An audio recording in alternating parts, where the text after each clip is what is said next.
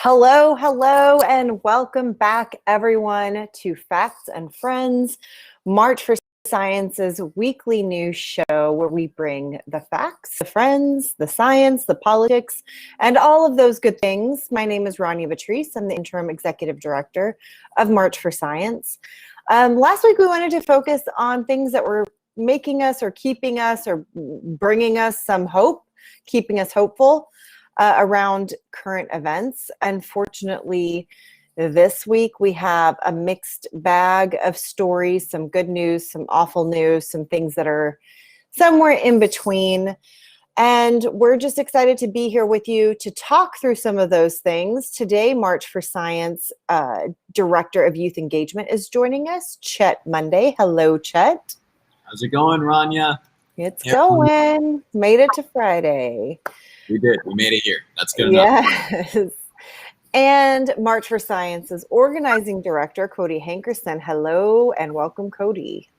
Hey, Rania. Hey, Chet. Hey, Cody. So it's been another packed news week across the U.S. And so we're just going to talk about some of the stories that caught our attention. For me, the Violence Against Women Act. It passed finally out of the House of Representatives, of course, federal House. It's not new legislation, as probably most folks out there know. It first was passed in 1994, but there was a huge stall, we'll call it if we're being nice, to reinstate it back in 2018. Even though it's a very, very popular piece of legislation, it's a very important piece of legislation for women, including and especially BIPOC women, Indigenous women. It's a very important piece of legislation. But who's surprised? 171 Republicans voted against the bill. Basically because, and this was the holdup last session as well, some of you may know or some of you may not, the last Violence Against Women Act that failed to be reinstated was held up because it went so far as to close something that's called the boyfriend loophole.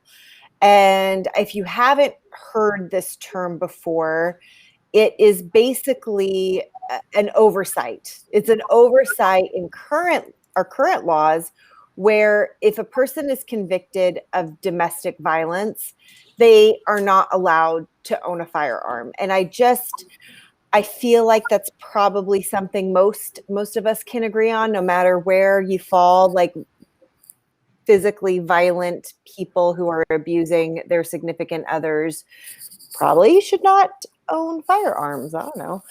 But this loophole was essentially, it was like fine print that said that that the abuser, the convicted abuser, either had to have been married to, have lived with, or had a child with the victim or survivor in order for that law to apply to them. So if you were not married to, lived with, or had a child with that person and they beat the crap out of you, etc., they could still own a firearm. So it's problematic, to say the least. Somehow this was a fight that some folks on a certain side of the aisle could not get behind, Republicans. But one thing that I will specifically mention is that according to an FBI report from 2019, there's an average of 53 women a year who are shot and killed by an intimate partner. That number is actually most likely higher because there's a lot of underreporting and problems with reporting. And we do know the numbers, especially in 2020 with the pandemic, and the staggering influx of firearm purchases and ammunition purchases. That number is likely much, much higher. And I can tell you, as somebody who is a survivor of an incredibly abusive relationship, that if that guy had owned a firearm, I probably would not be sitting here today. And so, once again, Republicans have just shown their ass, quite frankly, and the prioritization of donors, no matter where they come from, ahead, specific donors that we're going to get into in a second, ahead of the safety of women. And so I would just really love your thoughts on that, Cody. For sure. Yeah, it's sad to see it, especially in a way that you see 171 representatives vote against an act that is so important for so many different people. But I think it reminds us also of how important elections are. Every time that we feel like, oh, maybe this down ballot election doesn't matter, it really does. I mean, even Republicans that were considered quote unquote moderate voted against it. So just really holding people accountable and not forgetting this. They feel like they probably have some cushion in between now and the midterms, but trying to just remember, like, just bookmark this. And next time you need motivation to do a phone bank or a door knock, or just talk to your friends about the election or get somebody registered to vote, it's moments like these that we're reminded why those acts are so important. Absolutely. Absolutely. And unfortunately, it wasn't the only firearm related controversy in the nation this week. In Atlanta, a 21-year-old white gunman murdered 8 people. And although the news stories afterwards have been subpar, and some of the reactions have also been subpar, I find it especially disheartening, or important for us to mention, rather, that 6 out of the 8 victims were Asian women. And there's this ongoing question of whether or not it was racially motivated, and some of the law enforcement agencies are saying it's not. But regardless, the shockwave that sent through the Asian community, I know has been enormous. I mean, a lot of the people that either I've worked in tangent campaigns with, or people just I know in my personal life, have been really personally impacted by seeing a group of people who look just like them murdered. And as a Black man, I can relate to that. And it's something that's extremely difficult to see, and is a part of a larger trend in the uptick of hate crimes against Asian Americans. And this has been especially true since some politicians decided to just throw gasoline on this fire and say, oh, well, this is a virus from X country, or this is a virus from that country. But there's, again, a lot of the things that I think we can do just on a day-to-day basis, and especially for y'all watching this podcast, is just have the conversation. But that's kind of what caught my attention this week, Rania. Yeah, absolutely. And that is such an important point that you bring up, Cody, as far as like folks in the scientific community having a part to play too. Likely not intentional, but a stark reminder that words matter. And we do know that there has been a rise in hate crimes over Trump's 4 years and beyond. And again, to your point, from the start of the coronavirus, when it hit the United States, that bigotry, quite frankly, just has gotten worse. And so I think I speak for all of us here at March for Science when I say our hearts are with our siblings in the Asian community, and we see you and we love you. And we're going to be including a link to a statement from Twitter by the Asian American Advancing Justice chapter in Atlanta, which also includes ways in which we can all help show solidarity to Georgia's Asian community. So our fearless leader, Izzy, is going to be dropping that link into the chats. Thank you, Izzy. Yeah, and for our last segment here today, we are going to talk about something that does actually harken back to last week's conversation about hope. We're going to end with a little bit of positivity today, and also remind everybody to breathe and show some love for one another. But one of the members of our March for Science team has very recently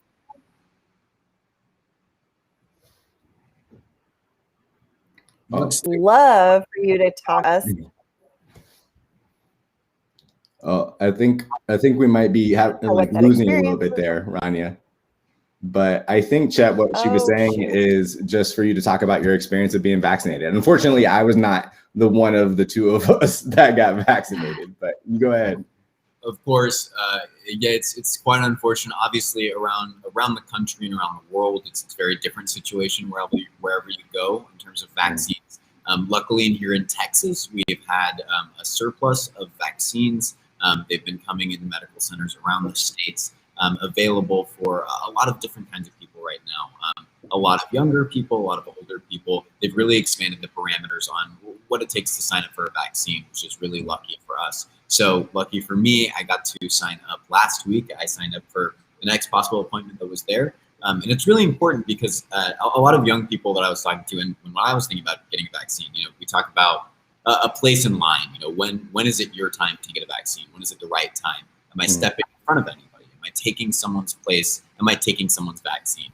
And I just want to remind everyone that if you have the chance to get the vaccine, you are not taking anyone's place. That is your vaccine slot. We all need one, so get it as soon as possible. You are doing what you can to protect the people around you by getting that vaccine.